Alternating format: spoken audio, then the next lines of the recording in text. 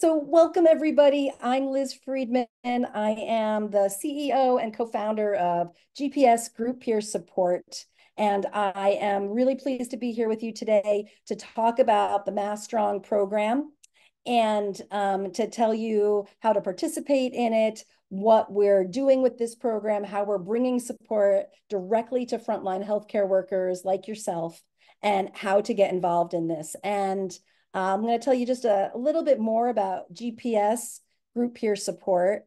We're an organization that has become deeply, deeply committed to ensuring that we provide trauma informed and evidence-based support group care to people who have a difficult time because of challenges in their lives, finding mental health support in a group format. Our model is really all about helping people to find their way in their own lives, on their own path. And we know that it can be really lonely out there. Things can be really hard. And that when we come together in groups and get to share our real lived experience, the things that are truly hard for us, hard sometimes to find any place to talk about them, that together we can become stronger, we can have greater resilience, and we can face the challenges in both our own lives and in our work, and be able to advocate for our families and our communities in better and better ways.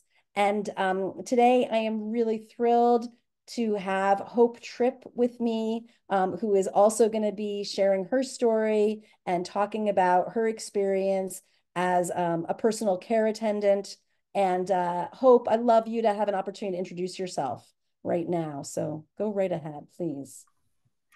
Hi, I'm Hope, and I am a PCA.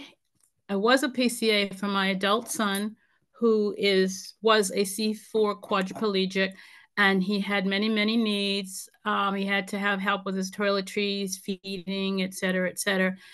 I came in as his PCA when I retired 7 years ago. He had PCAs prior to that. But after a period of time, a couple of his PCAs left for reasons. One was ill, one was burnt out. So that left me being his only PCA.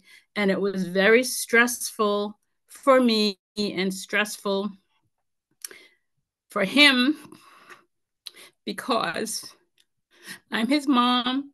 I'm an older mom, and it was a lot of physical work that I had to do as far as pushing him and pulling him and everything else. And it worked on me emotionally and physically, and it worked on him emotionally and physically too. It affected both of us.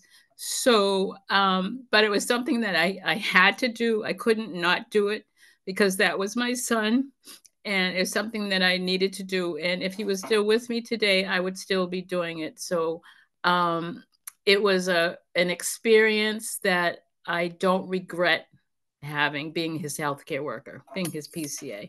Thank you.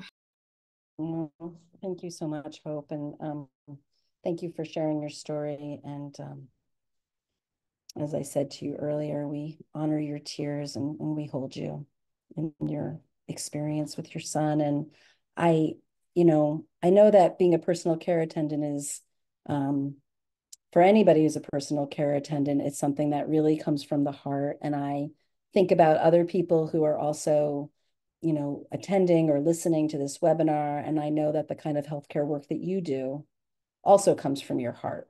You're doing it because you care deeply. And that doesn't mean it's an easy job. It doesn't mean it doesn't break your heart in a million ways. It doesn't mean you get paid what you're worth, probably by a long shot.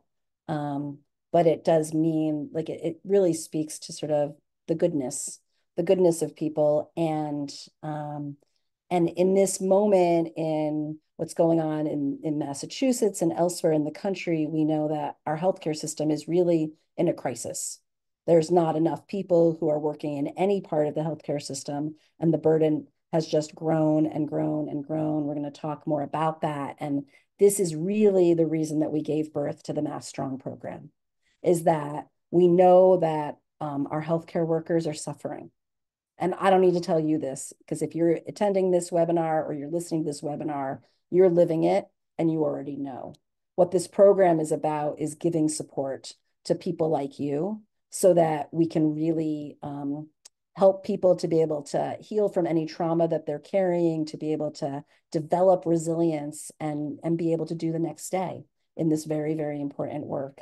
And we're just really fortunate that we've had some amazing partnerships with organizations that are supporting this work. The Betsy Lehman Center for Patient Safety is a key partner, as is Smith College School for Social Work and Stony Brook School of Social Welfare. We also are partnering with many supportive organizations. And if you don't see your organization here, please have them get in touch with us, because we want to make sure that they know about this program and they're able to bring it to healthcare workers like you. We're working with the Home Care Alliance of Massachusetts, the Association of Behavioral Health Systems, Association of Emergency Nurses, Association of Physician Assistants, Assisted Living Association, Hospital Association, the Massachusetts Nurses Association, the Physician Assistants again, and then the Senior Care Association, as well as 1199 SCIU. So we're just really proud to have all those partnerships. And I think what this can really indicate to you all is that we're working with all kinds of healthcare workers. It's not just personal care attendants. It's all kinds of healthcare workers, including recovery specialists, mental health peer specialists, medical providers at every level of the healthcare system. So if you don't see yourself on this list, just know that you're here and you're going to be on the list really soon, okay? So let me just tell you a little bit about what we're going to cover here today in this time. I'm going to talk about an overview of the MASStrong program so you understand what the program is doing. We're going to talk about the situation for healthcare workers, the impact that MASStrong is hoping to have in the state of Massachusetts, how to participate, and then we'll have an opportunity to share some questions and answers. So the MASStrong program provides group social support and mental health care for frontline healthcare workers who cared for us during COVID and who are continuing to care for us as the ongoing crises in the healthcare system are still unfolding. MASStrong is really the first line of defense in the mitigation of trauma. And that, of course, for healthcare workers includes grief, it includes moral injury and burnout, it includes and our goal really is to foster resilience and increase retention of the healthcare workforce. And you probably see this wherever you're sitting in the healthcare system, either as a patient or as a healthcare provider, that there's not enough workers. You know, in my area in Western Mass, the western part of the state, you can't find a primary care physician right now. People can't get access into programs. We're talking about cuts happening in different parts of the healthcare system. So this is really a crisis. And simultaneously, we know that people are retiring, people are deciding not to go into the field, people are making different choices. And that is really, of course, of immense concern to all of us. And we really need to address that burnout and the grief.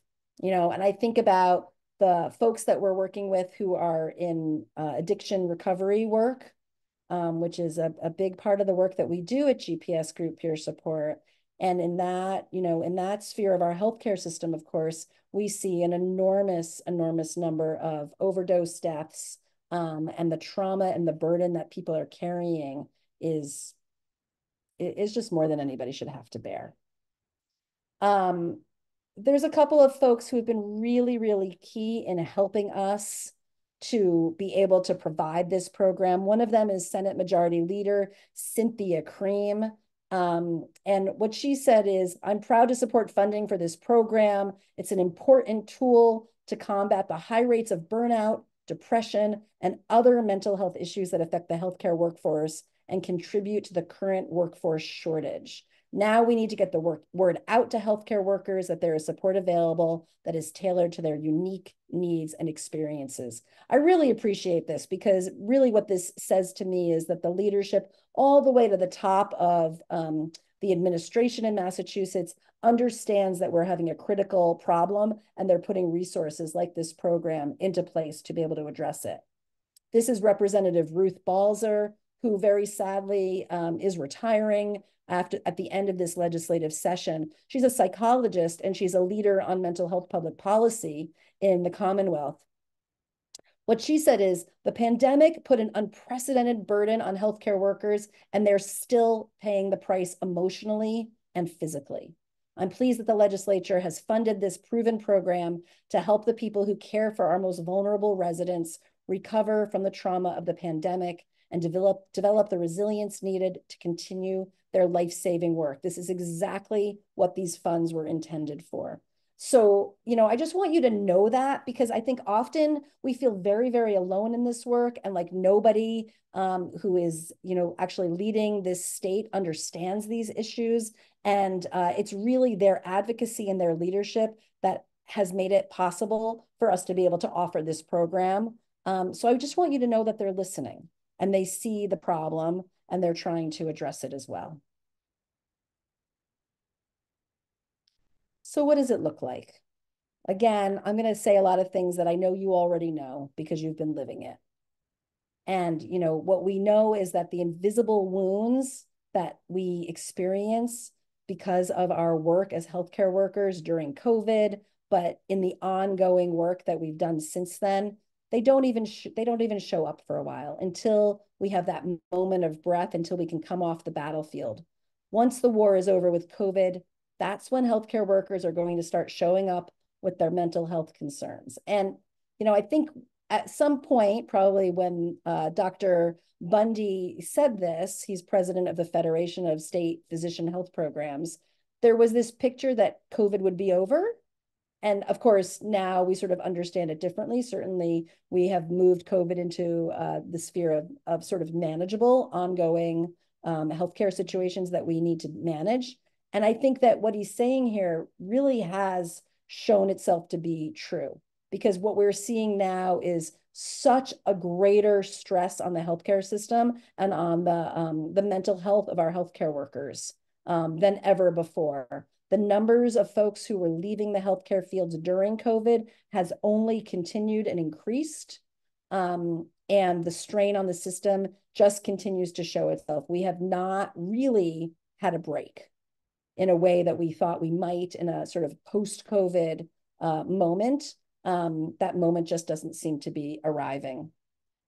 And, and this really leads us to speak about the situation for workers like all of you. What has been the impact of these things? Certainly, there's been COVID trauma. Some of us we're like enough removed from it that it's almost like that's not part of it, but it's part of this ongoing story of what we've experienced, because it was really, really rough. There's PTSD that we've experienced because of that, and the exhaustion. We've never had an opportunity to really recover from that.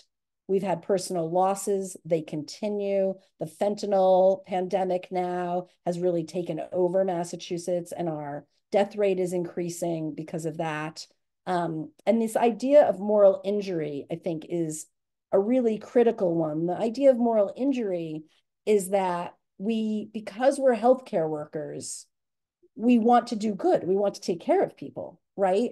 And the moral injury is when we don't have the resources to do that. We're not able to fulfill the commitment that we've made to care for people. And we're left with that horrible, feeling and sort of separation from ourselves, because we want to be able to do the right thing, but we don't have enough resources to do the right thing.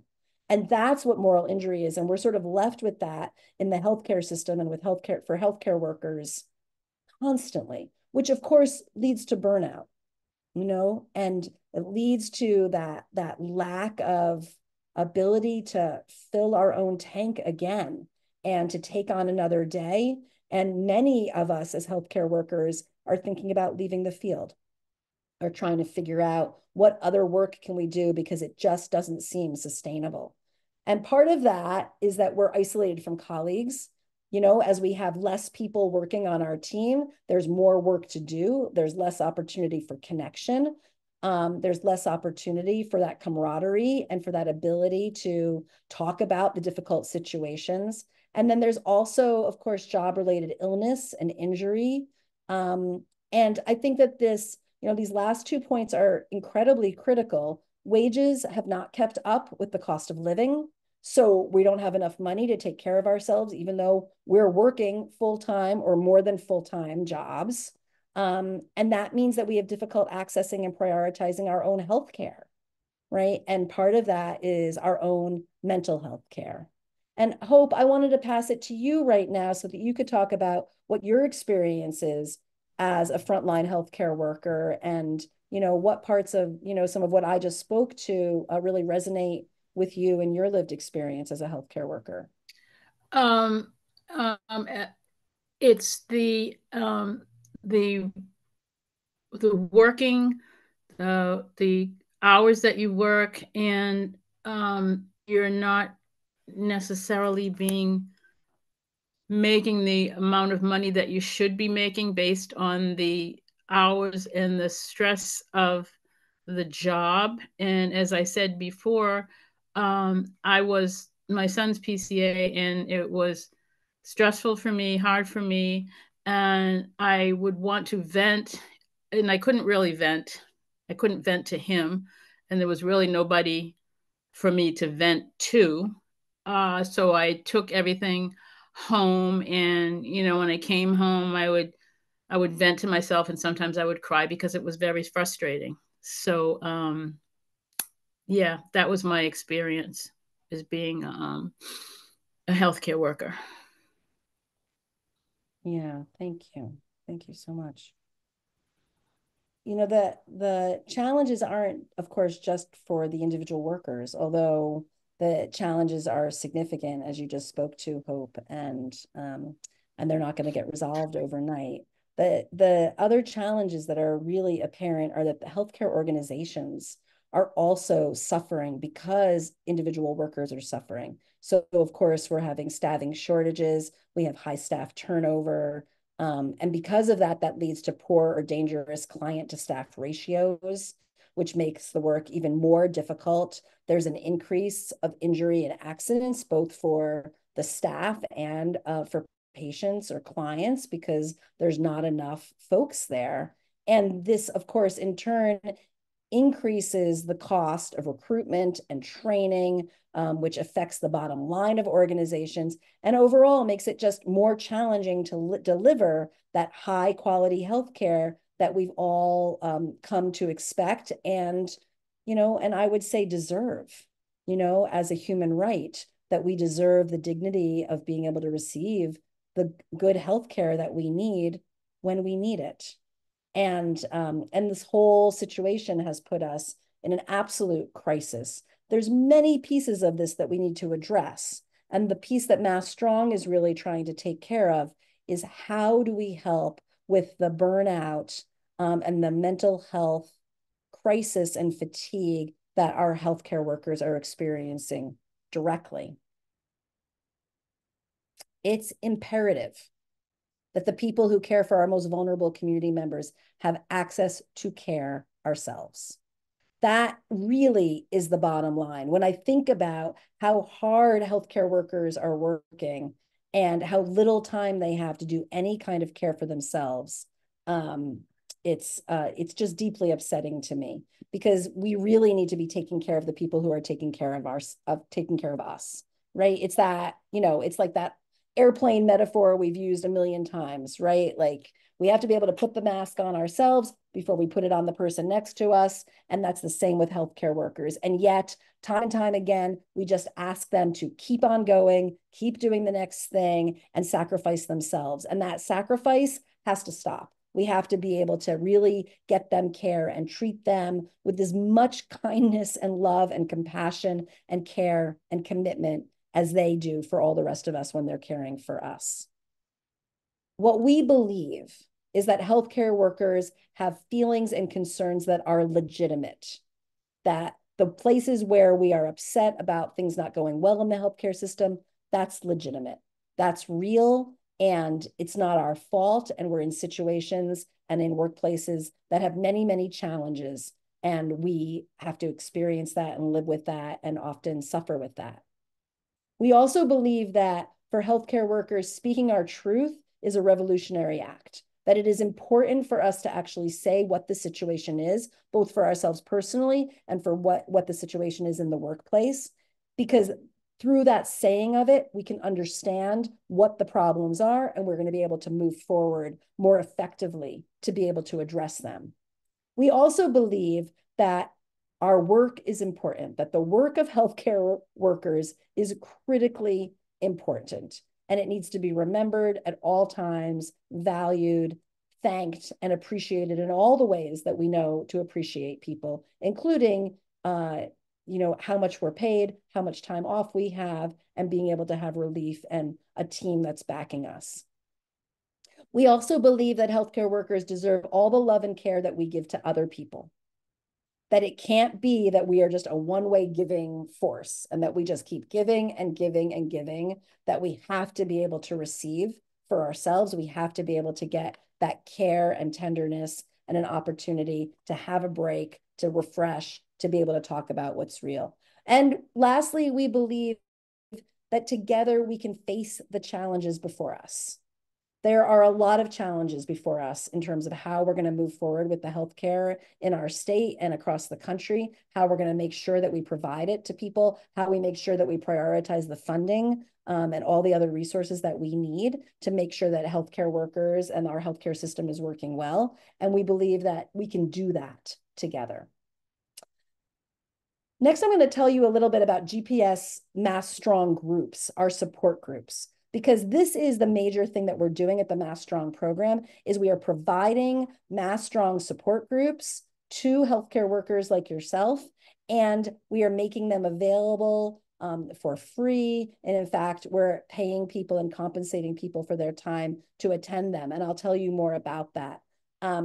MASStrong groups are a place where we can speak the truth, where they are completely confidential, where there is a protected opportunity to say the hardest things that there might not be any space to say anyplace else. And that's what MASStrong groups are all about. The GPS group peer support model is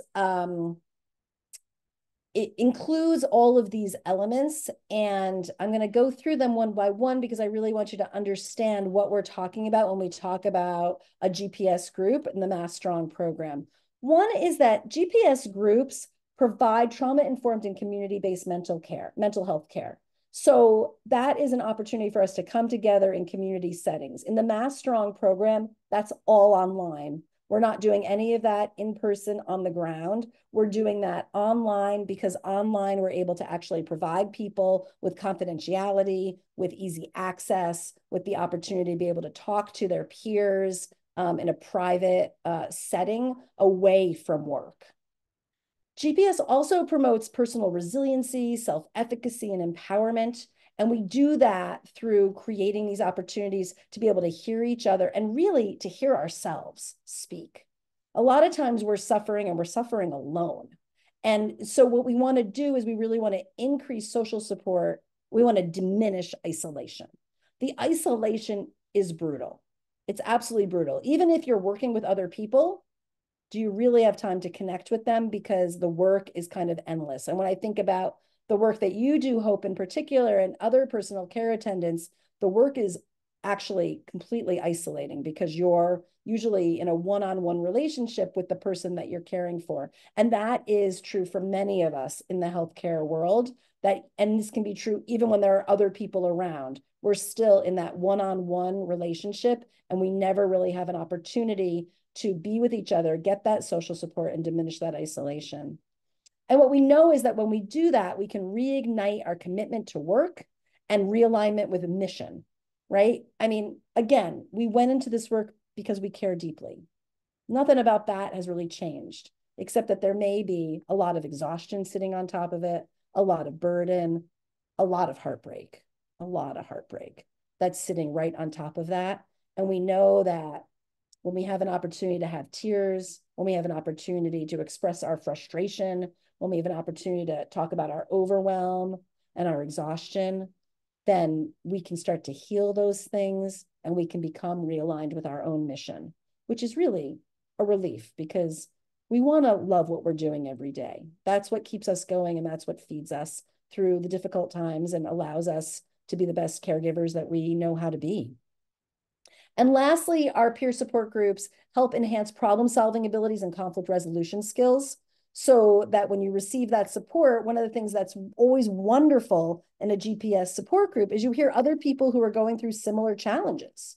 And when you hear them going through similar challenges, you know, they've come up with different approaches, different ways to deal with it. In a GPS group, we never give advice. We're always very protective that people get to share what's their own experience and not feel in any way bombarded by advice of any sort. And yet, what we find is that even without giving overt advice, we hear so much wisdom in the room that we walk away with refreshed ways to be able to do whatever it was we wanted to do and need to do to take on that next challenge. So it really does build those conflict resolution skills and problem-solving abilities. GPS utilizes evidence-based modalities. I'm not going to go into these a lot, but I do want you just to know about them. If you are interested, I'm always interested in talking about these more, and certainly invite any of you to join us at a GPS facilitator training where we go into all of this in further detail. What I really want you to know, though, is that GPS is trauma-informed and evidence-based. What that means is that we include modalities in our model that allow us to be able to provide impactful, effective, and efficient support in about an hour and 20 minutes experience. And it includes cognitive behavioral therapy, interpersonal therapy, mindfulness-based stress reduction, polyvagal theory, as well as psychosocial education, motivational interviewing, and peer-to-peer support. They're all integrated into the support group model. And what it really has, the experience, one of the ways that I've started talking about the experience is it's really like a multivitamin. You come in and you're in a support group for an hour and a half, and you have a multivitamin experience. And you come away from that group really having new perspective, new ideas, feeling connected, feeling refreshed, you know, and ready to take on whatever's the next thing. So when people come to a MASStrong support group, I want to share with you what to expect. And here's what the experience will look like. People will come, they'll be warmly welcomed by facilitators who have been trained extensively to run groups, and also who have lived experience working in the healthcare field. So actually, I'm going to let them know Hope, because we didn't say this at the beginning, but Hope not only is a personal care attendant, but she has been trained to run GPS support groups. So it would be somebody like Hope who would be leading support groups for other healthcare workers. So somebody who has compassion, someone who has understanding and has that lived experience, as well as the training in how to run a GPS group. And so what to expect when you're attending a GPS support group is these are the basic steps of a group model. We do mindfulness in the beginning. We share guidelines and how we create safe and courageous spaces together. We name the reality of what our experience is. This is, you know, the good, the bad, the ugly. This is all the hard things that are the reality for us. We don't sugarcoat things. We don't stop people from saying hard things. We encourage it, and often we'll say the hardest things first. We also then speak to principles, reminding each of us what's true. What's true is that we deserve time to rest. We care deeply. Our love is important. Our work is meaningful, and we deserve to have good lives too. Then everybody gets an opportunity to check in and share their own experience and story, including the facilitators. Then we help people to ground, we weave people's stories back together, and then we have a closing at the end with a moment of reflection. And all of that happens in about an hour and 20 minutes. And you know, I think the first time people come, they're a little bit like, what am I getting myself into? And then by the time they get to that end of that group, they know exactly where they are, and they understand that it is truly for them and that it is a safe space for them. So the MASStrong program is really for healthcare workers from across Massachusetts, from different organizations and agencies, diverse healthcare workers, including home health care aides, long-term care aides, nursing home care aides, residential counselors, but the list goes much, much further than what you're seeing right here. This includes peer specialists of all kinds, clinical providers, medical providers, nurses, nurse practitioners, PAs, physician assistants, medical providers, folks who work in the emergency departments, folks who work in our ambulances, in our schools. And if I haven't named the group that you're part of, please know you're still in my mind and in my heart, and please reach out to see if we're offering our program to your part of the healthcare system. We're intending to. So just know if I haven't said it, you're still in our mind, and we're going to be reaching out and providing these support groups for all these different populations. And how we do this is through online video groups. Participation is by phone, by tablet, or by computer. They're completely confidential groups. You can attend from the comfort of your own home, and small groups are provided. So there's convenient times. You can have your camera on or off. And again, it's led by people with experience as healthcare workers. We are currently providing GPS MASStrong groups in Spanish and in English. We're hoping to bring them to Haitian Creole, as well as Russian, Portuguese, Mandarin, and some other languages as well. The other thing about this program is that when folks attend, they are able to receive up to $180 for completed surveys following the groups. Part of what we're trying to do with this program is to be able to learn more about how this program impacts healthcare workers. And we're able to do that by providing surveys where you tell us how it worked. Was it good for you? What was good? What wasn't? We want to keep learning. We want to keep adapting this model. And so because of that, we have basically are providing gift cards every time you complete a survey to participate. The other piece of this is, of course, we know people are taking time out of their busy lives, and that work is already burdensome and takes up a lot of our time. And the recovering from work after we're done with our workday takes a lot of time. And so we want to really acknowledge that, appreciate that, and thank people for taking the time to come to a MASStrong support group. And so we provide the gift cards. In the pilot program that we conducted of MASStrong from November 22, excuse me, to January 2023, here's some of what we found from participants. 93% of participants who attended our groups found them helpful.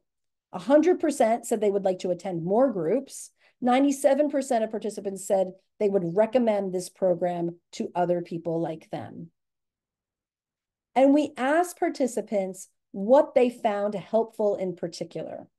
And here's part of what they said, some of what they said. They said being able to talk about how they feel emotionally was really helpful for them. Being able to talk about being in healthcare with other people in the healthcare field, learning about and gaining knowledge about self-care was really important to them, and being able to talk about something they're struggling with in a safe and confidential space. They also said that receiving reflections from someone who is genuine was really impactful for them. We train our facilitators in how to do that in a meaningful and thoughtful way. So that was really important to them. And they basically said that being listened to, just being listened to, without anybody giving them advice, without anybody interrupting them, without anybody telling them what they should do to solve their problem, that what was so important to them. And then many people just said, when we asked them, what did you find helpful? They said, all of it. I found all of it helpful. It was really wonderful. Again, Hope, I'd love to invite you to share what you've experienced as the benefits to you or other healthcare workers being in a MASStrong support group. Well, exactly everything on that list is what I feel as well. But it's also knowing that there's a place to go to that appreciates the work that we are doing and doesn't judge when we falter and are emotional and might say something negative about our consumer. And it's a free space to say whatever you want to say, and we don't judge. So yeah, it's a place to go to where you feel appreciated and you don't feel judged. Oh, thank you so much. I'm so glad you're here, Hope. Um, so the impact of GPS groups is pretty significant. What we've seen in every population that we've worked with, every group of people, and it's pretty much the same. And basically what we hear people say that the impact of these groups is that it contradicts their isolation. So they come away and they say, I'm not alone. And that is the beginning of any journey where we're going to have success taking on a big challenge. When we're doing it alone, it is so much harder to do. It's like that, right? Like we're just trying to push through and we can sort of feel like we're drowning in the isolation of it all. So that contradicting of isolation is an absolute key piece of our GPS group model. We also encourage solidarity and a sense of us so that people come away thinking, I'm not the only one. Because we're not. We're never the only one. We're not the only person in this system. We're not the only person who's suffering. We're not the only person who's in a system that doesn't have enough resources. And yet, because there's so few resources, we think that we are. We also support workplace commitment so people can remember why we care, because we really care deeply. And sometimes that gets forgotten. And when it does get forgotten, it's a really good sign that we need to bring some more resource in here. How did we forget that piece? And how do we get that piece back?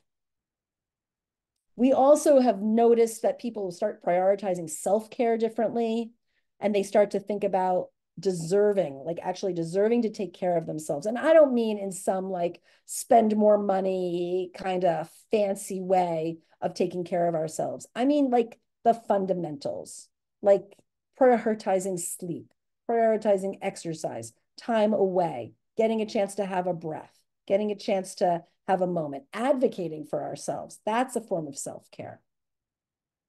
We also notice that we really are able to reinvigorate compassion so that people walk away with feeling like I can make a difference here. I can make a difference for my patients. I can make a difference in this system. I can make a difference in how healthcare is working in our world. And then that diminishment of burnout becomes absolutely critical. I'm ready to do it again. I can wake up tomorrow and I'm ready to face another day. I've heard so many folks coming through the MASStrong program saying that when they come to a group, it makes the next week possible. That they've found a home, they found a place where they can continue to express, weekly what the struggles and challenges are, and then be able to take that breath, right? And be able to do that next step for themselves. Here's a couple of quotes from folks who were in our program. Everybody's experience is different, even if it's just a little bit, because every client is different. But we still have a lot of the same things in common that we go through. So it was good not to feel alone. Being able to share my stories with people who get it and were going through similar things was so helpful. I didn't know what to expect, but time flew by and I got so much out of it. Here, this last quote is my favorite. That was the best therapy session that I didn't know that I needed. I I just love that, right? Like that. So many of us wouldn't go to therapy if we had time and money and a person to go to anyway. And I think that is true for perhaps a bunch of folks who come through the MASStrong program. And so I loved this reflection, that it provided what this person at least thought was what the benefit would be from being in a therapy session, and really, really benefited from it. I'm going to talk a little bit about some of the validated tools that we're using in understanding what the impact is for folks in the MASStrong program. The MASStrong program has research wrapped around it so that we can understand the experience of healthcare workers. Some of the tools that we're using actually help us to identify these different elements that we've already spoken about extensively in this webinar, including burnout, emotional well-being, job-related feelings, managing challenging events, retention, and the experience of microaggressions, which we know can be extraordinarily burdensome to healthcare workers and can be a constant part of the experience of working, where they are either in the workplace itself or from the clients, participants, or patients that we're working with. And this can have an enormous burden on each of us. And so we really want to look at what the burden is, and then to see if by providing this intervention, by providing these support groups, if we're able to change the needle and we're able to help people to be able to have greater resilience for themselves. So if you participate in this program, you'll be helping us to understand this. And we thank you. I thank you in advance for that. And again, we'll be providing gift cards in thank you for helping us to understand that by completing the surveys. So here's how to participate. We're going to be providing information to organizations across the state. And if your organization would like to receive information about GPS MASStrong program to bring to your team, to your community, and to your healthcare workers, please go ahead and put your email in the chat and let us know that you'd like that information. You can also email us at info@grouppeersupport.org. And let us know that you'd like your healthcare workers to be able to access this program. Once you do that, then we will give you a way for your staff to sign up to participate. They will attend MASStrong groups. They will complete surveys, and then they will receive the gift cards for up to $180. So I've been working on this program for a long time. I have a very deep commitment to healthcare workers and have had the opportunity to listen to many people like you, Hope, and others who have trusted me with your stories and with the burden that you're experiencing in the healthcare world. And I believe that together we really can make a difference here, that we really can provide the support to healthcare workers that you all deserve, and that we can help us to be able to move our healthcare system to where we need it to be. And Hope, I'm going to put you on the spot. I didn't tell you I was going to do this, but I do want to give you an opportunity to say any last words at this point, and any reflections you have on the impact of this program for healthcare workers like yourself.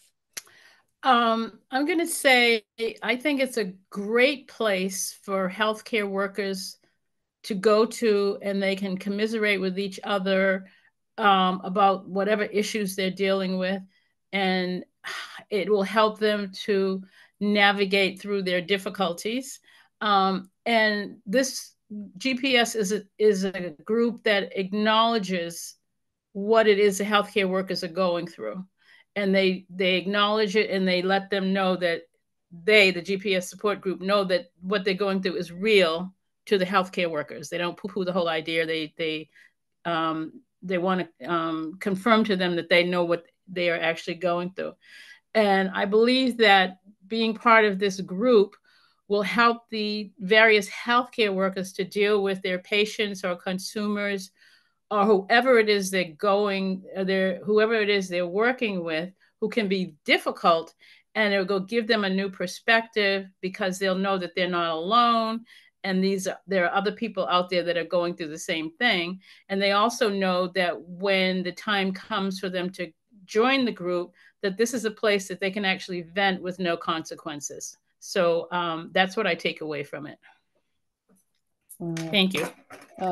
Thank you. Thank you so much for being here with me, Hope. Thank you for your perspective and for your commitment to this program and being one of our facilitators, and so generously sharing your lived experience. I'm going to think of something to say as my last thing here, which is that I'm just really grateful for the opportunity to bring this program to all of you. I really empathize with the amount of suffering that's happened in our healthcare system. And I don't think it's going to end anytime soon. And I think that we really have to take on these challenges together and determine how we're going to move forward. And the first thing is going to be supporting all of you. That's going to be the most important, most critical thing, is supporting all of you, creating spaces where you can come together to really share your real stories. And I hope that you'll join us at GPS. You'll join us in the MASStrong program. You'll attend a group. You'll be inspired. You'll become a facilitator like Hope, and you'll lead more groups for more folks that are just like yourself. And thank you. Thank you very much for your time, for your attention. We'll turn off the record right now. And